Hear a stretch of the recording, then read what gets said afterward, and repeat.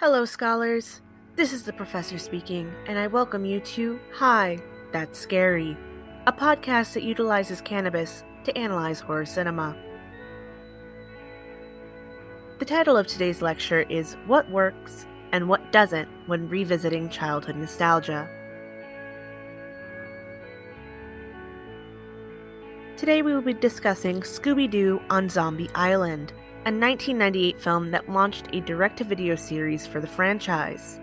The film stars Scott Innes as Scooby-Doo, Billy West as Shaggy Rogers, Mary Kay Bergman as Daphne Blake, Frank Welker as Fred Jones, and B.J. Ward as Velma Dinkley. The film was directed by Jim Stenstrom, and the screenplay was written by Glenn Leopold, based on the characters created by Hanna-Barbera. The strain used for this analysis was strawberry cough in a cartridge. This is the same as last week's, as Halloween and Scooby-Doo on Zombie Island were watched back to back. Just like last week, strawberry cough has effects on creativity, energy, and focus. When I was a child, I had a copy of Scooby-Doo on Zombie Island on VHS. I watched that VHS enough times that I'm honestly very surprised it never broke. I cannot count how many times I've seen this film. I would watch it multiple times a year, especially around Halloween time. I think what drew me to this film was that it was noticeably darker than the Scooby-Doo television show. As a child that got into horror very early, having this darker Scooby-Doo than what I saw on Cartoon Network intrigued me greatly. The Scooby-Doo of TV had a very simple formula that most episodes followed. The series that I mainly watched were the original series from 1969 and A Pup Named Scooby-Doo. The formula these shows followed was the mystery gang would begin to investigate a mystery, usually one they stumbled into. There would be seemingly paranormal or supernatural occurrences. There would be a plan to catch whatever was causing these occurrences, followed by a chase scene, and finally ended with an unmasking of the perpetrator. In these shows, the villain was always human. They would generally begin haunting a house or museum or factory or amusement park in order to gain in some way financially. That would be through searching for a rumored treasure hidden on the property, theft of valuable items from the property, to force the sale of the property, to hide illicit activity on the property, or via insurance fraud. You could always count on the mystery gang to solve the issue at hand and figure out who was calling all of the fuss. When Scooby-Doo on Zombie Island came out, this changed.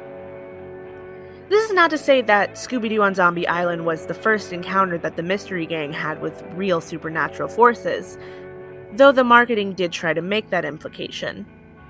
This was the first time the entire gang experienced the trauma of encountering real monsters together. This was the first time their job became truly dangerous in a way they weren't accustomed to. For an hour and 17 minutes, the viewer gets to experience the real reactions of their favorite childhood characters in a situation where there is a real fear they could die. Since this movie didn't follow the usual formula, the viewer wasn't able to predict the ending, wasn't able to predict an unmasking of a person in a rubber suit. By including real monsters and the entirety of the mystery gang, there was more fear watching then than there was with previous iterations of these characters. I mentioned before that I've seen this film countless times. Even as an adult, I don't believe I've gone 6 months without watching it. It's one of those films that's deeply intertwined with my childhood. Because it is so intertwined with my childhood, it's one of the few movies that I was able to watch without deeply analyzing every minute. So you can imagine how difficult it was for me to try to analyze it while also stoned off my ass. My previous lectures have largely been character-focused, and I didn't believe I would be able to put together a cohesive thesis based solely on character behavior in this instance. Which is why, scholars, I decided that the focus of today's lecture would be on what works in the film and what doesn't, as an adult who is more critical of the media I consume. I did my best to focus on not only the things that I really loved about this film, but also the things that rubbed me the wrong way. That is not to say my feelings have changed about this film. I still love it and will continue to watch it multiple times a year, but loving something is not only recognizing its merits, but also its faults. With that, let us get into the plot summary, which has been pulled from the back of the VHS. Get ready for far-out fun in Scooby-Doo's brand new feature-length animated movie. Scooby-Doo, Shaggy, Velma, Daphne, and Fred reunite to solve the most frightfully funny mystery of their careers. The Scream team is headed to a haunted bayou island to investigate the ghost of Moonscar the pirate. But it turns out the swashbuckler spirit isn't the only creepy character on the island. The sleuths also meet up with cat creatures and zombies, and it looks like for the first time in their lives, these ghouls might actually be real. Just as things start to get really spooky, Scooby and Shaggy save the day with a little help from a surprisingly spooky source. Scooby-Doo on Zombie Island is the most hilarious Scooby adventure of all time that dishes up an equal portion of music, laughs, thrills, and chills. One of the reasons I stopped reading the back of VHS tapes and DVDs is because a lot of the time, especially for children's films, the plot summary would give away so much of the movie. The back of this VHS is like the spark notes for the film. It gives away a lot, but it doesn't show quite the bare bones of the film, so I can at least appreciate that. I think they were really banking on children not reading or forgetting what the back of the VHS says when they're watching the movie, which makes complete sense. It's just one of those things that doesn't hold up once you're an adult. Now that I'm old enough to remember and comprehend what's going on in the plot summary, it gives away a lot of the film. It's one of those things that doesn't hold up once you've grown up. With that, let us get into Scooby-Doo on Zombie Island. We open the film with the Scooby Gang being chased by a ghoul, the Moat Monster, in a castle. The viewer gets to hear Third Eye Blind's rendition of Scooby-Doo, Where Are You? During the chase sequence, Daphne and Velma almost die. They both end up falling off this pillar of some sort, and Fred had to catch them. Like, they're literally hanging, holding on for dear life, because if they fall, it's splat. Turns out the Moat Monster, shocker, is a guy in a rubber suit. He was hiding counterfeiting equipment on the property, and that is why he donned the Moat Monster costume to drive people away.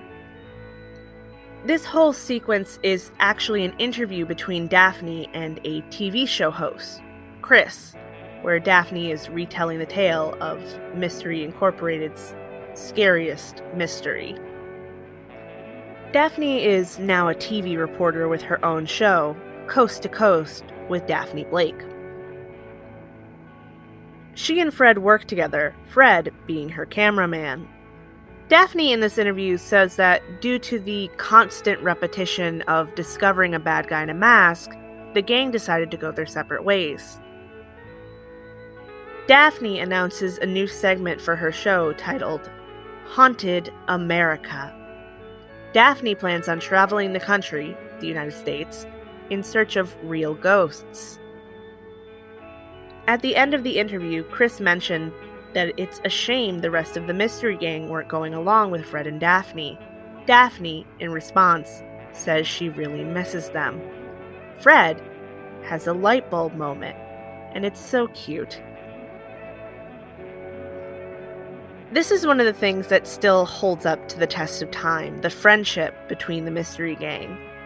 We've only seen Fred and Daphne so far, but through only the discussion of the dissolvement of Mystery Incorporated, it is plainly clear that while the gang are no longer co-workers, they're still very good friends. There wasn't a fight or building resentments. Fred, Daphne, Velma, Shaggy, and Scooby collectively decided to stop mystery hunting. They, as a group of friends, decided what would be best for all of them collectively was to take a break. Their friendship is so important because it's one of the few examples of healthy adult friendships for children. We're going to continue this thought as we go through the next 2 or 3 scenes. Shaggy and Scooby are now working for customs in an airport and see Daphne's interview on TV. They both agree that they miss her and Fred as well. Shaggy and Scooby eventually find a contraband room that's full of unauthorized cheeses, meats, and various other foods. Scooby and Shaggy do what they do best and begin to eat all of the contraband. Scooby and Shaggy's supervisor discovers them after they've cleared out the room of anything edible. He promptly fires them. Scooby and Shaggy begin to cry about losing, quote, the greatest gig ever. I immediately started thinking about the possibility that Shaggy and Scooby might have depression. They self-sabotage frequently in pursuit of food. They clearly have disordered eating habits. These issues are never really addressed in the show, the source of Shaggy and Scooby's compulsive eating. It's played off like they'll eat everything in sight, and yeah, it's still funny. I'm not going to be all crotchety old man yells at cloud and say that Scooby and Shaggy eating a ridiculous amount of food isn't funny. It's funny. But from an analytical standpoint, it's never explained why they're bottomless pits. My theory that nobody asked for is that they might have depression. During their cry session post-firing, Fred calls. He asks if they're busy, to which Shaggy replies that they were not.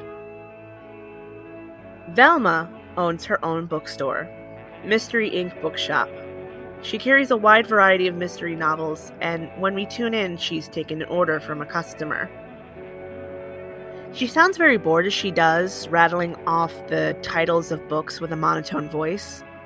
The film then gives a nice glimpse into just what it's like working retail when the customer asks Velma to hold the books. She says that she can hold them until Tuesday, to which the customer corrects to 2 weeks from Tuesday. Velma just sighs and agrees.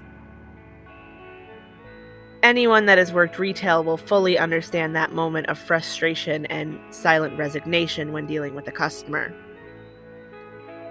Please don't make your small bookstore owners hold items for over 2 weeks. It just takes up so much space, and they could be selling those and making money, and you might not even come get them. It's so rude.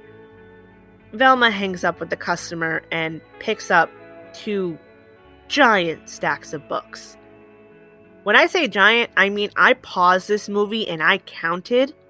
Velma picked up 22 books. Velma is brolic as fuck. Her sweater is obviously hiding her biceps. Do you know how heavy 22 books is? It's really heavy. And she's just mildly annoyed about it. Velma laments about the lack of excitement that comes from selling mystery books rather than solving mysteries. Fred calls her and she immediately perks up. She says to Fred that she's in on the plan Fred has proposed to her. Fred arrives at Daphne's house in the Mystery Machine to begin his and Daphne's journey for Haunted America. Fred triple checks that Daphne hasn't forgotten anything. Daphne becomes irritated, asking why Fred was pestering her. Velma, Shaggy, and Scooby then jump out of the back of the Mystery Machine, saying, "Surprise! Happy birthday!" Daphne forgot her own birthday.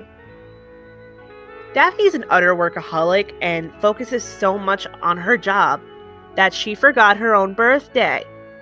The film, up to this point, very much establishes the relationship between Daphne, Fred, Velma, Shaggy, and Scooby. They all miss each other. They all still very much care about each other. They all jump at the drop of a hat to be able to work together again. Mystery Incorporated shows that while adults can grow apart, they can still be friends and still have adventures together. Growing up doesn't mean having to lose your friends. Just because the Scooby Gang had been taking a break in this time does not mean anything has changed. When the gang sets out on their adventure, they encounter the same issues as they did before they had split up. The ghosts were never real, and it's always a bad guy in a mask. There's a fun sequence involving multiple unmaskings of fake monsters, with Sky Cycle playing The Ghost Is Here. The whole sequence also still holds up to the test of time. The song The Ghost Is Here is a fun way to do exposition. The lyrics playing over the montage goes as follows. Another scary night, another spooky fright, and you just might be in danger. Oh, the ghost is here, and it's always a fake. The ghost is here, there's no reason to shake. The ghost is here, oh give us a break. It's fake. A minute and a half was all it took to see the repeated frustration the gang is experiencing, and the catchy song creatively tells the story. If someone has never seen Scooby-Doo, watched just this sequence, and heard that song, they'd understand the entire premise of the show and why the characters are so disappointed with each unmasking. The whole segment shows how hard Daphne and Fred are working to find a real ghost. They're running for their lives, and it's like Daphne glued her mic to her hand and Fred's camera to his shoulder. They're not just solving a mystery, they're a professional film crew. They have a glorious work ethic, which is why Daphne is so disappointed when they hit up mystery after mystery, and it's the same issue repeating itself. The Scooby Gang have stopped in Louisiana. Daphne, Fred, and Velma are sitting together on a bench. Fred is stuffing his face with beignets, as he pronounces. Daphne is lamenting about their situation to Velma. They're soon approached by a woman that introduces herself as Lena. Lena tells the trio about her employer on Moonscar Island, which she claims is haunted. Morgan Moonscar, a pirate after which the island is named, died on the island and is now haunting the place. Fred is immediately skeptical, which Lena challenges, stating that the ghost was real, but if they were too scared, they didn't need to go. Lena invites them to come to the island, walking away. Daphne is excited at the prospect of a real ghost. Fred agrees and mentions that Lena is cute, an added bonus. Daphne briefly makes fun of Fred for this before they are interrupted by Velma's exclamation. She has done some research and discovered that there have been numerous disappearances on Moonscar Island. This solidifies the gang's plans. They're following Lena to Moonscar Island. The five pile into the mystery machine and follow Lena onto a ferry that will be taking them to the island. The ferry driver, Jacques, tells the gang, peoples go into that bayou and they don't never come out. Daphne is momentarily shaken by this statement, mostly because Jacques invaded her personal space to make it, but tells him that was why they were going to check out the island in the first place. Once on the ferry, Lena learns of Scooby's existence, mentioning that her employer has cats. Scooby shows signs of aggression at the mention of cats, but Shaggy quickly covers this up, saying that Scooby had no issue with cats. The ferry takes off into the bayou. The group encounter a man on the bayou called Snakebite Scruggs, who rescue Shaggy and Scooby after they fall into the alligator-infested water. Snakebite returns the pair to their friends after having a less-than-friendly disposition and complaining about tourists. Jacques, after Snakebite leaves, tells the gang that Snakebite doesn't like anyone but himself on the bayou. I took issue with this statement, and it's one of those things that kind of doesn't work now.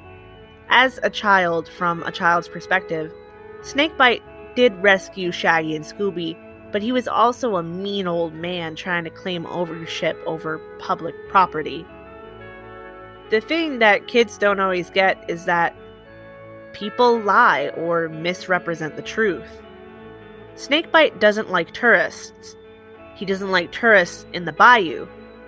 Shaggy and Scooby, thrashing about in the water, scared off a fish, Big Mona, that Snakebite has been fishing for a long time. Fishing is Snakebite's project, and these two outsiders came and messed up his work. I want to point out that Snakebite isn't directly hostile with Jacques either. He just tells Jacques to get the trespassing tourists off his boat. That leads me to think that he doesn't have an issue with Jacques being on the bayou. He has a problem with tourists on the bayou. He has this issue because tourists will come and disrupt the ecosystems and lives of locals with no regard for how that impacts the people living there. Snakebite has an issue with people disrespecting the bayou and two random idiots, and I say that because from Snakebite's perspective, they are idiots, come in, thrashing about in the water and causing a ruckus for the wildlife. Snakebite Scruggs is an environmentalist and is just trying to protect the natural beauty of the Louisiana bayou. I will die on this hill. The group arrive on Moonscar Island and make it to the house they'll be investigating and staying at. This house is a plantation, specifically a pepper plantation. I'm going to mention right now that there's only 2 black people in this movie. One is Chris from the beginning. The other is a black man that is shown as the opener to Fred, Daphne, and Velma sitting on the bench. It's like he's placed there to be a sign that they're in Louisiana. That's it. He's the only guy in the whole farmer's market of people in the middle of heckin' Louisiana that's black. This movie is set in Louisiana, and there are almost no black people there. Everyone is white. The 2 characters we are going to meet are white. Snakebite, white. Jacques, white. Lena is a little tan, but at most, she is spicy white. The Scooby Gang, all white. This takes place on a plantation, which means slavery happened. We get further confirmation later that slavery happened. Believe me, we will discuss that. But how is a movie based in Louisiana on a plantation not going to show black people living anywhere near there? It's Louisiana. Anyway, the gang arrive on the plantation and meet the owner of the property, Simone Lenoir. The way they meet the owner of the property is what catches the attention. When they arrive, Scooby takes notice of the numerous cats on the property. He immediately gets aggressive and begins to chase them. Scooby commits hundreds of dollars worth of property damage to the garden and planter that Beau, the gardener, was working on, as well as Miss Lenoir's porch. He runs under it, and the boards of the porch lift up, which means they'll need to be set back into place or completely replaced, depending on how the boards are after such abuse. Scooby eventually crashes into Miss Lenoir, knocking her to the ground. The Scooby Gang are lucky she didn't call the cops on them. Once you see the whole film, it makes sense. As a child, it was something I'd brush off. But as an adult, it's a red flag. Why is this woman not calling the authorities on these random people and their dog that's running around without a leash wrecking her property? It gives an indication that Simone doesn't actually want them to leave despite the wreckage. It begins to plant a seed that Simone is up to no good, though I don't believe that was the intent.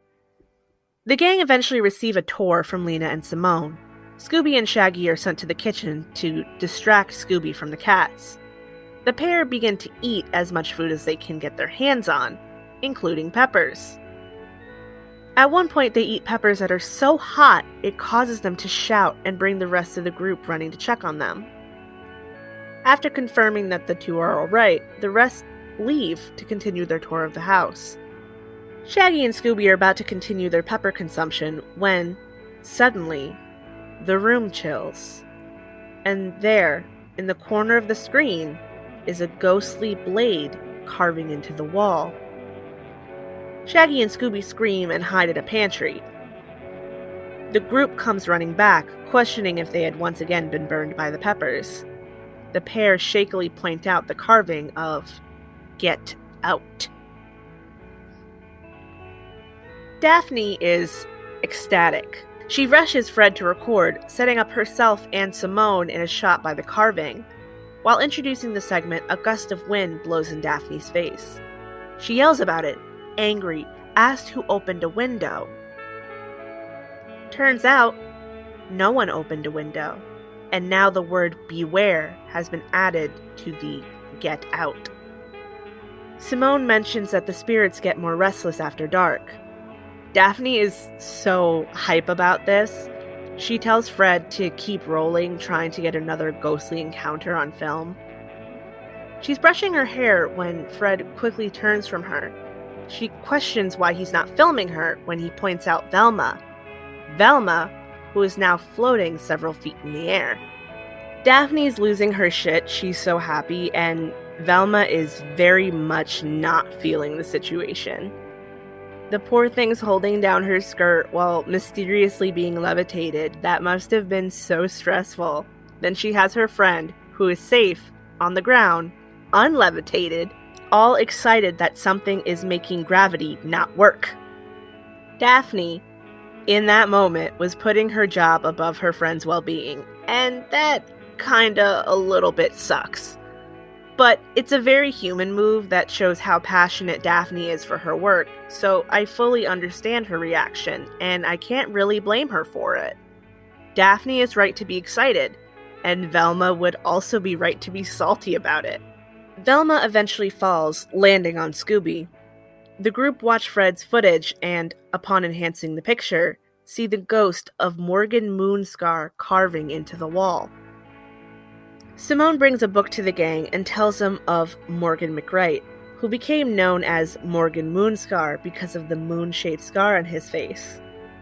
How fucked up is that nickname to be saddled with? Aha, you have a facial disfigurement, so that's all you're going to be known for. Pirates are assholes.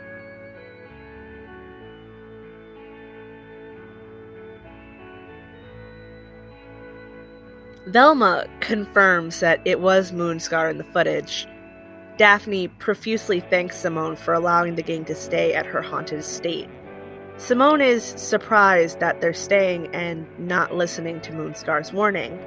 Daphne says that they weren't scared, to which Scooby and Shaggy disagree. Fred tries to calm them, saying that all the apparition likely was a hologram of some sort. Daphne disagrees with him. Scooby and Shaggy, hungry once again, decide to pack up some food for a picnic. As they head out, Velma enters the kitchen. She wants to examine the carvings more closely. She begins to scratch at the paint with her thumbnail, chipping it. She realizes there's something under the paint, and she begins to chip at the paint a bit more forcefully. She stops and spots a spatula on the counter. Velma then decides that Scooby isn't going to be the only one committing property damage. She uses the spatula to chip away large portions of paint on the wall, stopping only when Lena enters the kitchen and yells at Velma, questioning the destruction. Velma is all smiles, saying that she may have gotten carried away. Yeah, another $100 of property damage is just getting a little carried away, alright. The word maelstrom is what sat beneath the paint. Simone angrily questions Velma, wanting to know why her kitchen was vandalized. Velma pulls up a section in the book on Morgan Moonscar that Simone had shown them earlier. They learn Moonscar's ship was named the Maelstrom. Simone theorizes that parts of the ship were likely used to build the plantation house, and that there were rumors of buried treasure. Fred jumps on this, concluding that someone is dressing as a pirate ghost to try to scare people off the island so they could find treasure.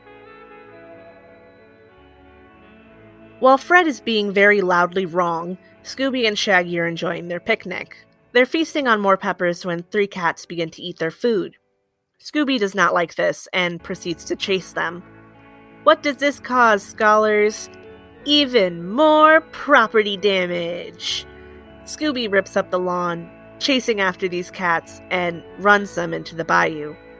Shaggy begins to chase after them, but stops to pick peppers, because peppers are more important than making sure his dog doesn't maul Simone's cats. Because Scooby is free to chase these cats, he eventually runs into the water, once again scaring away Big Mona.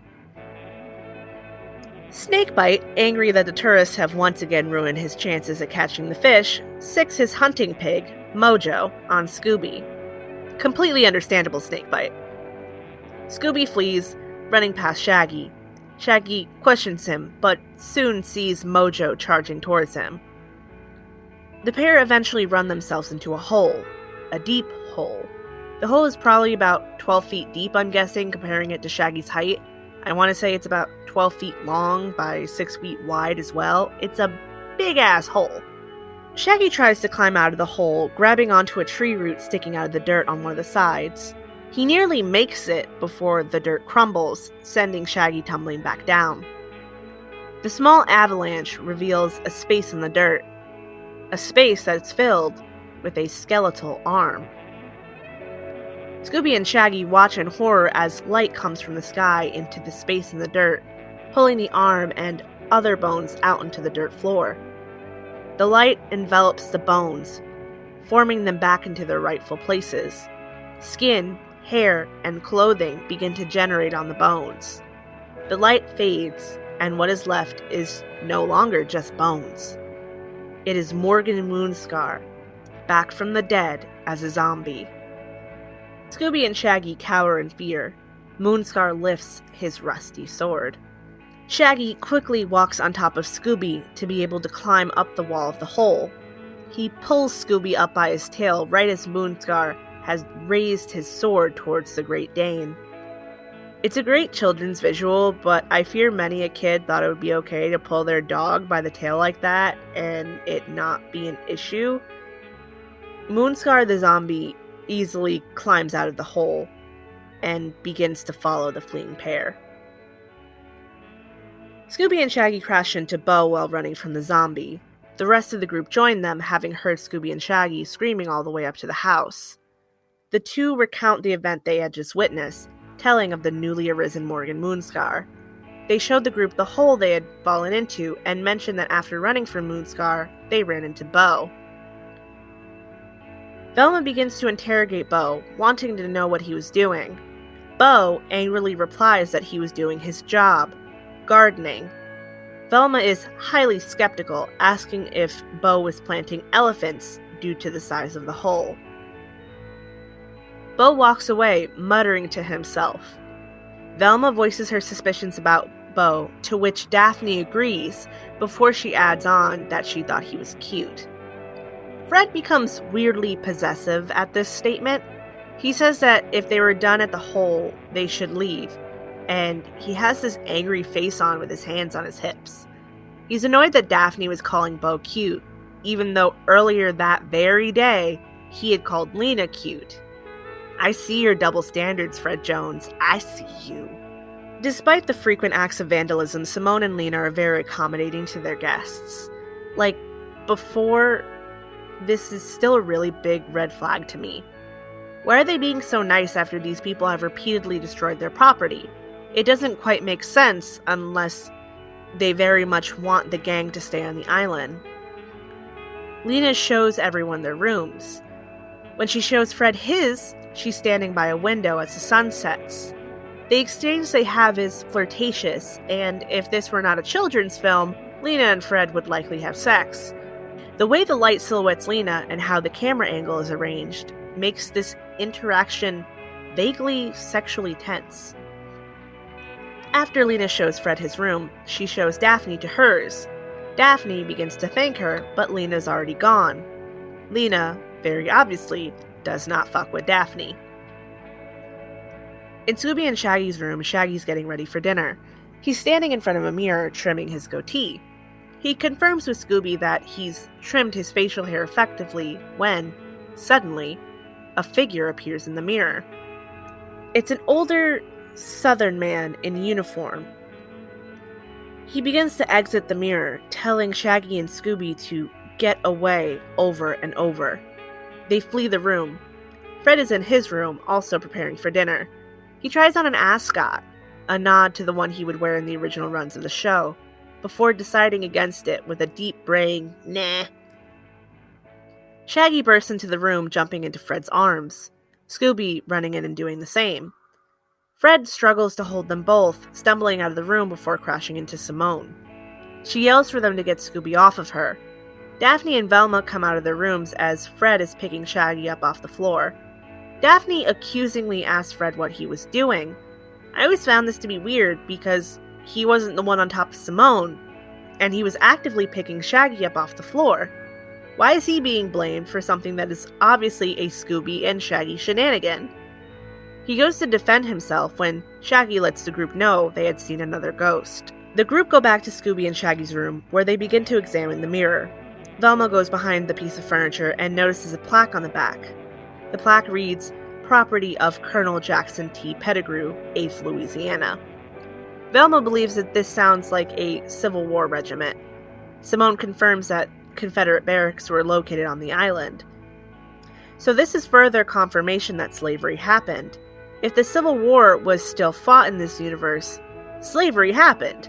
So this is a film based in Louisiana on a plantation with a Confederate ghost and only 2 black people that have pretty much nothing to do with the story.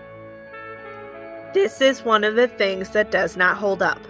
They put in all of these indications of America's sordid history and then have the audacity to not include a single person of color in a role of importance. The Confederate soldier is also going to be coming up again further on, so this will not be the last we discuss of him. The group go downstairs to eat dinner. Fred, Daphne, Velma, Lena, and Simone are seated at the dining room table. Daphne asks about Beau's whereabouts, to which their hosts say they are unsure. Fred responded that figures, suspecting Beau to be the cause of all the ruckus. Velma asked Simone how long Beau had been employed by them, suspicious as well. Simone responds that he had been working for them for a few months and had good references. During this, Scooby and Shaggy are in the kitchen. Several of Simone's cats are eating, and Scooby once again becomes aggressive. He chases them through the house before crashing into the dining room. Shaggy mentions the kitchen not being a good idea for Scooby because of all the cats. Scooby spots the cat in Simone's arms, growls at it, and begins to pull towards it. The cat hisses, and Simone is over it. She says Scooby has to eat outside. Finally, it took so long for this woman to be fully upset about the actions of the people that she has allowed into her home. It's really a giant neon danger sign by the fact that it takes this long for Simone to be done with Scooby's bullshit. Scooby tries to refuse, scared of the ghosts and zombies. Lena eventually gets Shaggy and Scooby set up with the mystery machine with a pot of crawfish. The pair gorge themselves on the crawfish, Scooby eating the majority of the food. Several cats are perched on the tree outside, eventually walking onto the top of the mystery machine. Scooby growls at them, and Shaggy drives the mystery machine away to try to find a catless eating location. They find one, sitting and enjoying their food, and, of course, more peppers. They run from the van to the water to satiate the burn. Another thing that doesn't hold up now that I'm an adult Do you realize how dirty bayou water is, scholars? You don't want to drink that. I refuse to believe that these two prepared a whole multi-course meal and didn't bring a single goddamn drink. The light that had appeared earlier to resurrect the body of Morgan Moonscar returns, dipping into the water. Another Confederate zombie bursts from the bottom of the bayou. Several more follow. The light is shown traveling throughout the wooded area, resurrecting more zombies. Confederates, pirates, and tourists. Zombies pursue the pair who try to escape in the mystery machine. They unfortunately get stuck in the mud and are forced to flee the vehicle to escape. They briefly crash into Bo, who looks undead due to the way the light from his lantern is hitting his eyes. Shaggy and Scooby promptly run away from him as he stands there, confused.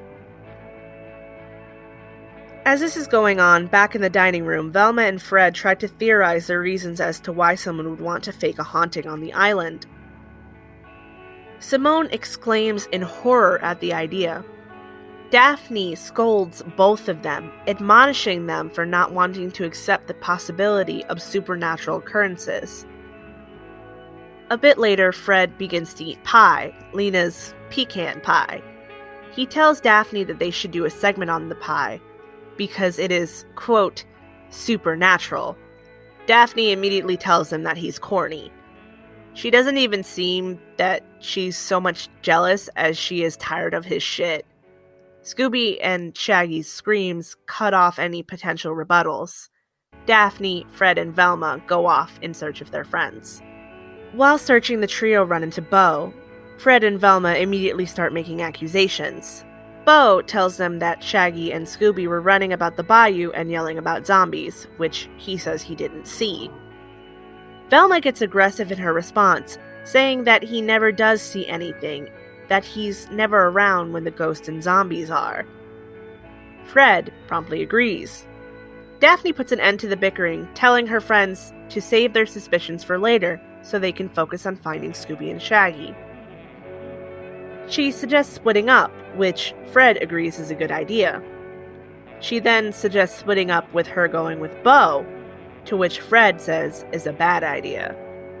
Velma interjects and says she'll go with Bo, and whispers to Fred that she wouldn't allow him out of her sight. This is another moment of Fred being weirdly possessive and jealous with Daphne, even though he's constantly flirting with Lena. Fred is such a fuckboy in this movie, and Daphne's fairly chill. She doesn't really get jealous about his behavior with Lena, she just calls out his bad jokes and puns. Daphne's over his sense of humor, while Fred wants his cake and to eat it too. This is one of the things I can really appreciate about this film, because it's so real. The relationship dynamics that Fred and Daphne show are real, even if they aren't exactly healthy. I do wish that their behavior was addressed a little bit more, especially considering how short this film is. At an hour and 16 minutes, they would have had the time to do it. Velma and Bo go off on their search. Bo confronts Velma, asking why she's treating him like he's a suspect. Velma loudly and angrily exclaims that he is. Velma is supposed to be so smart, and don't get me wrong, she is, but I think one of the dumbest things she can do is, while alone, in the middle of a bayou, without a weapon, tell the top suspect that they are a suspect. Ma'am, he could murder you. They are in a bayou where there are alligators. Disposing of the body would be very easy. Velma pushes past him and Bo roughly grabs her arm. She wriggles out of his grip and he picks up a very large rock. She cowers on the ground and he throws it over her head into quicksand. Quicksand was a very popular obstacle to be added into children's media, and I don't quite know why. I did look it up though, and there is actually quicksand in Louisiana. It's one of the states with the most quicksand because of the Mississippi Delta. So, while quicksand isn't actually a regular issue, and definitely not as dangerous as portrayed in media, though I understand because kids should not be going near quicksand. In this moment, it does make sense that there is quicksand present. Velma thanks Bo for saving her from the quicksand, but quickly confirms that he is still a suspect. He quietly walks away from her. Fred and Daphne find the mystery machine, absent of Shaggy and Scooby. Upon finding the massive crawfish shells, Daphne begins to tease Fred about his girlfriend's cooking. Fred gets cranky at this, saying that Lena wasn't his girlfriend, and then asking Daphne about Bo. Daphne gets annoyed with this, asking what about him. A hand comes out of the bushes and Daphne grabs it, flipping the figure from behind her. Shaggy and Scooby soon arrive at the clearing as Daphne and Fred are about to unmask the figure. Shaggy and Scooby cower away in fear, to which Fred tells them that it's just a mask. With Fred recording, Daphne attempts to take off the mask and is unable to, telling Fred that it feels like a real face. Shaggy hands the camera to Shaggy. Fred hands the camera to Shaggy, which is then passed to Daphne, and begins to attempt to remove the mask from the figure, pulling on it roughly. He theorizes as to who it could possibly be underneath. After 3 wrong guesses, and a particularly hard pull, Fred yanks the head off a zombie and concludes that maybe it's real. He screams and throws the head up into the air. The 4 of them play a quick game of hot potato with the head before it settles onto the lap of the still-seated zombie. Daphne has an "I told you so" moment, and Fred refuses to accept it, questioning if the zombie was animatronic. As Fred continues to record, the zombie puts his own head back on, and the light once again comes from the sky, dipping into the bayou. Dozens more zombies come up from the water and begin to surround the gang. Shaggy and Scooby promptly run away. Daphne angrily questions Fred on if these new zombies are also animatronic. Fred, afraid, said that it's a possibility. Daphne calls this out and tells him that he's in denial.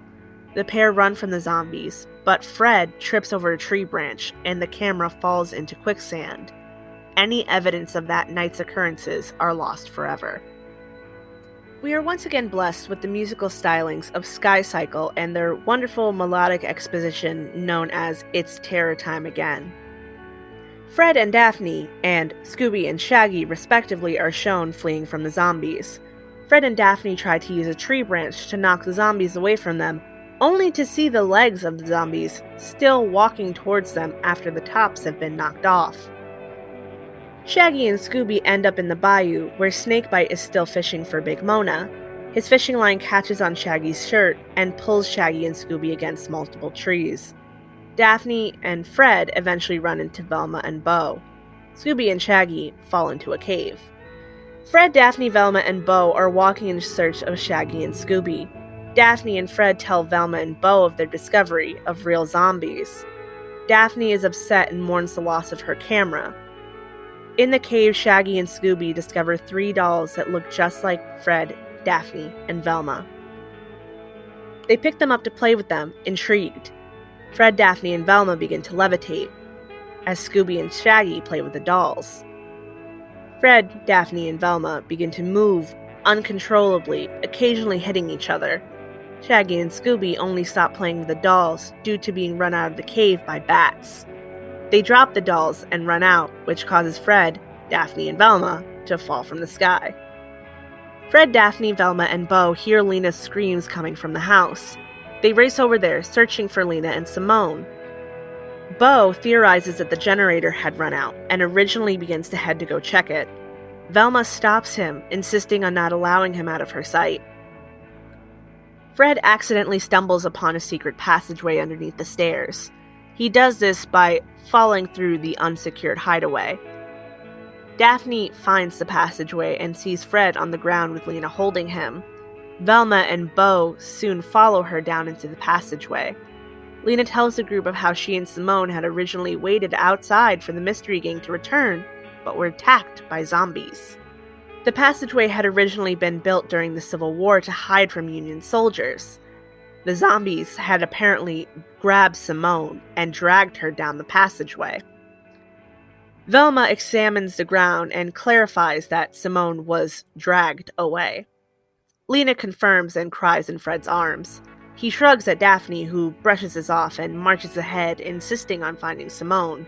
The group follow footmarks left in the dirt and eventually reach a hidden chamber. Velma confronts Lena, pointing out that Simone could not have been dragged away, as there were no drag marks, only footprints. Simone emerges from the shadows, cracking open a spot in the ceiling to allow the moonlight to shine on a moon dial. She calls out Velma's cleverness, but tells them they're too late. Simone picks up Daphne and Velma's dolls, the ones Shaggy and Scooby were playing with earlier, and smashes them against the wall, forcing Daphne and Velma to mimic the action. Lena uses the dolls of Fred and Bo to also throw them into a wall. Lena and Simone tie up the wax figures, which confines their human counterparts. Velma apologizes to Bo for suspecting him. Simone tells the group that the ceremony can begin once the moon dial reaches its point at midnight. Daphne tells her she wouldn't get away with it, to which Simone replies that she had been getting away with it for 200 years. Simone and Lena partially transform into cat creatures, which is still scary. The art design choices for Simone and Lena's cat creature form is still fairly terrifying as far as children's horror goes. Fred tries being an optimist and mentions that at least Scooby and Shaggy weren't captured as well. Lena and Simone, it turns out, did not make wax dolls of them, deciding they were too stupid and not worth wasting wax on. Simone tells the group that every harvest moon she has to drain the life force of visitors in order to maintain her immortality, and that is the ritual the group will be taking part of. Daphne says that this was more haunting than she had asked for. It's a good message about being careful what you wish for, because you just might get it. As Scooby and Shaggy are running through the bayou, still trying to evade the zombies, they head to the ferry. They encounter Jacques, who appears friendly at first, but soon becomes a cat creature himself. Jacques begins to chase them back towards the property. Velma theorizes out loud that Simone had found Morgan Moonscar's treasure. Simone angrily whirls toward Velma, venomously spitting Morgan Moonscar's name. Simone recounts a sad tale for the group. Simone and Lena had been a part of a group of settlers that had established themselves on the island. They worshipped a cat god as a way to secure a bountiful harvest. One night, Morgan Moonscar came. Moonscar decided to take over the island and ran all of the settlers, except for Lena and Simone, into the bayou. Lena and Simone watched with horror, well hidden amongst the trees, as all of their friends and family were eaten by alligators. Lena and Simone beg their cat god for a means to seek revenge on the pirates. Their cat god grants this wish, turning them into cat creatures so they may slay the pirates. After seeking their revenge, Lena and Simone discover their request has come not without a price. They were cursed to be cat creatures forever and must drain the life force from humans in order to survive. Lena recounts on how the plantation came to be. From a group of spice traders settling on the island, the plantation is shown being built, and eventually Lena and Simone attack a man working the field in the middle of the night. I want to point out that during this sequence, slaves are never shown. This movie establishes that the Civil War happens and that this is a plantation, but they never show slaves, and I don't quite know how I feel about that. I could appreciate not depicting slavery, but to not depict slavery and still leave in all of this imagery of the Civil War gives a conflicting message. It seems like they're trying to portray that slavery was a shameful thing, and that's why they're not showing it actively happening. But it's not so shameful that they won't mention the Civil War and Confederate soldiers, who, actively fought to keep people as objects. After Simone and Lena tell the group of how they had to lure people to the island in order to drain them of their life force, the zombies that have now arisen are just victims of the cat creatures, and were actually trying to warn the gang, not hurt them. The group hears a growl outside, which Simone explains is Jacques. They needed a ferry driver, so they hired Jacques and turned him into a mortal cat creature in exchange. Jacques chases Shaggy and Scooby. He briefly catches them, holding them in the air. Jacques is eventually overrun by zombies, dropping the pair. Scooby and Shaggy make the smart decision to run away. Back in the chamber, Lena and Simone hear Jacques cry out. Lena wants to go and help him, but Simone insists on draining the still captive group. Scooby and Shaggy stumble upon the chamber, crashing into Lena, Simone, and the table that was holding the wax figures. Simone and Lena grow angry and transform fully into their cat creature selves. Scooby and Shaggy run away from them, knocking the wax dolls around as they are chased by the cat creatures and followed by zombies that are slowly making their way into the chamber. Velma's wax figure eventually ends up at her feet, to which she tries to unbind it. She has some difficulty as she still has shoes on, and it is a bit difficult to untie a doll with shoed feet. Lena and Simone manage to catch Shaggy and Scooby to drain them of their life force. They're stopped by Confederate zombies, who pounce on the cat creatures, forcing them to throw off the pair. Shaggy and Scooby are thrown into the air, and they eventually land in a Confederate zombie's arms. They understandably freak out at this, to which Daphne calls over to them, letting them know that the zombies are the good guys. This is such a weird visual and story choice. Why does it have to be the Confederate zombie that are saving them and getting called the good guys? Why am I supposed to have sympathy for Confederate zombies? I don't have sympathy for Confederate zombies. They wanted to own people as property. I do not give a single fuck that a bunch of cat creatures decided to drain them of their life force for immortality. Because you know what? I did not see one black victim among those zombies, scholars.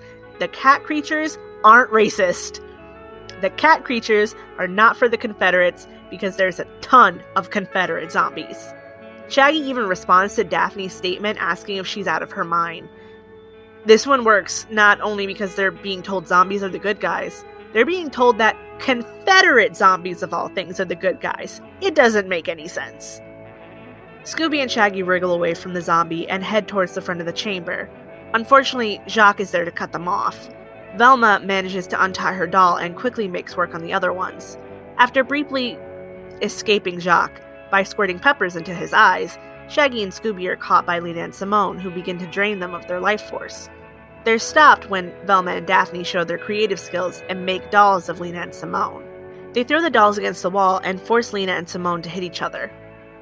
Jacques, in his frenzy, managed to knock the wax dolls from Daphne and Velma's hands. Lena and Simone are thrown into the pack of zombies that were headed into the chamber. Scooby and Shaggy are okay despite the attack. The group crowd together as the cat creatures begin to move in on them. Bo picks up a flaming torch trying to hold back the three cat creatures. They knock it from his hand, and just when they think all is lost, time has run out. The cat creatures dissolve into dust as the moon dial has gone past the midnight point, and they have not drained anyone of their life force. The zombies, now free from the cat creatures, begin to dissolve as well. The green light that resurrected them leaves their decaying bodies, as Velma tells Shaggy that they can finally rest in peace. The Confederate soldier from earlier appears as his ghost form, thanking the mystery gang for their help before disappearing. It turns out that Bo is an undercover officer with the FBI, who is investigating the mysterious disappearances on the island. He questions on how he's going to explain the situation to his superiors, to which Daphne comes up with an idea for him to appear on her show as a way to back up each other's stories. We finish this tale with the mystery gang on the ferry about to head home. Velma seems very taken up by Bo. He is much more polite now that he's not gardening, and they bond over their love of mystery novels. Scooby runs onto the ferry after some last-minute pepper picking. He gets caught on the dock and flips in the air. Snakebite Scruggs has finally caught Big Mona, but Scooby's flip causes her to get away. Snakebite once again yells about tourists. Scooby eventually lands in the mystery machine before Shaggy pulls him out onto the ferry. He hands Scooby a sandwich. As Scooby is about to take a bite, he's surrounded by cats, who begin to meow at him. Scooby looks at them in fear as the cats continue to whine, their eyes brightly glowing. Alrighty, scholars, it's time to make some conclusions about this film. There's several things about this movie that really do stand the test of time. The group's genuine friendship is always present. The way they interact with each other is very real. they all jumped at the opportunity to work with each other again. Even their negative behaviors still hold up. Fred's infatuation with Lena, while at the same time being possessive over Daphne, is undoubtedly frustrating, but also very realistic. Fred and Daphne have had this song and dance of will they, won't they for decades, so it is nice to see the idea really being pushed on in this film. Daphne doesn't come across as jealous to me. She doesn't like Fred's bad jokes and calls out his possessive behavior. Daphne isn't taking any of Fred's shit. It's great. The gang as a whole also know they're all valuable members of Mystery Incorporated and will always try to ensure each other's safety. Fred, Daphne, and Velma spend a lot of time checking on and looking for Scooby and Shaggy to make sure they're safe. Fred is thankful that Shaggy and Scooby weren't captured with them, and it doesn't seem that was because he thought they'd be rescued by the pair. The way Fred makes that statement comes across as him acknowledging that they likely were going to die, and since Shaggy and Scooby weren't there, maybe they'd live.